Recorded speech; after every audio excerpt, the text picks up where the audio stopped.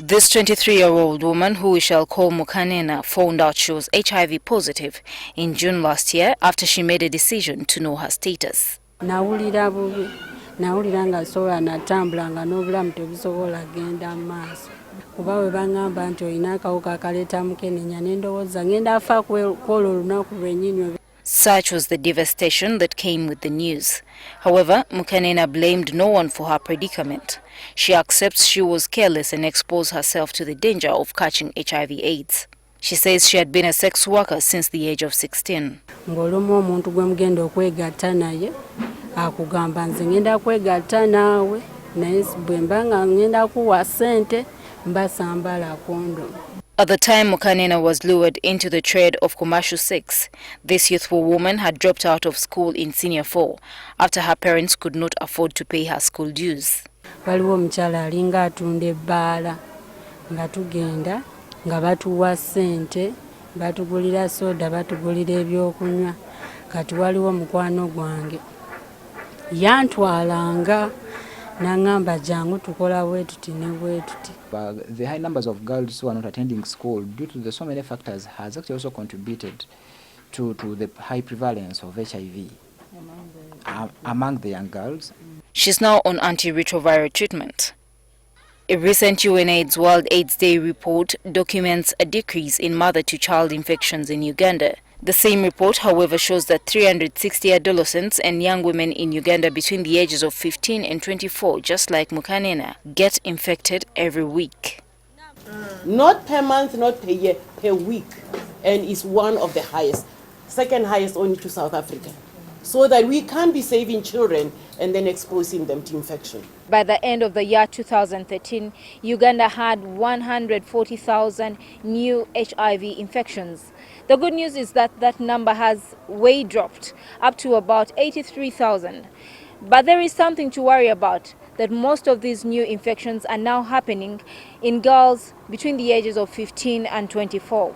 Uganda Cares, an organization that deals with HIV management in the country, recently did a serial survey in different regions of the country. Abapya bonna ababa beewandiisizza nti no bafunye akawuka ka mukenenya buli mwaka emitwalo 5 baba baana ba buwala okuva wakati w'emyaka egya 12 okutuuka kwa 24. The Uganda Cares Serial Report ranked areas of Kawempe in Kampala, Nyendo in Masaka and Malaba, which borders with Kenya, to have the highest cases of HIV infections amongst young women between 15 and 24. What could be behind these grim statistics?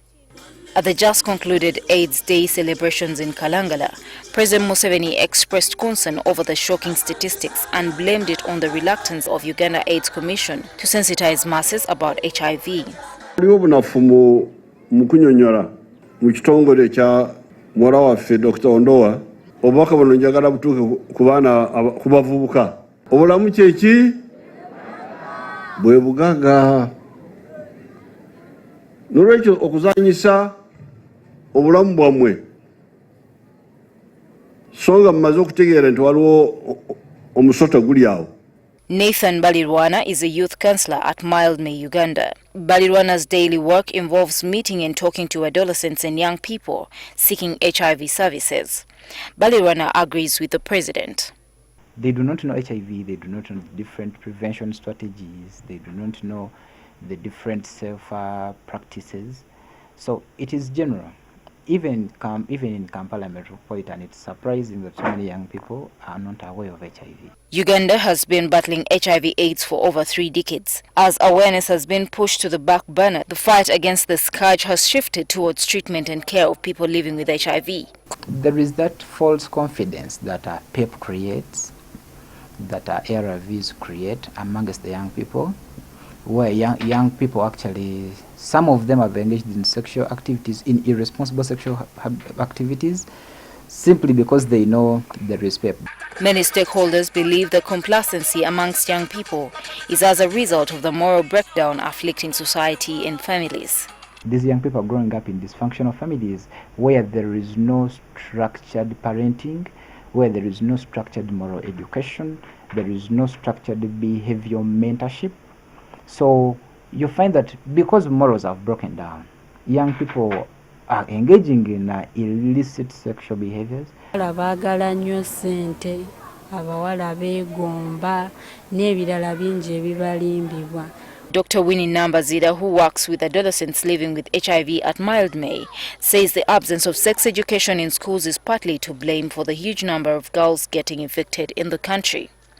Maybe we need to talk to the parents and they know what to do, what to tell their children at different age groups, because with different age groups you're going to probably say something different. Dr. Nambazida thinks the situation could be worse amongst males.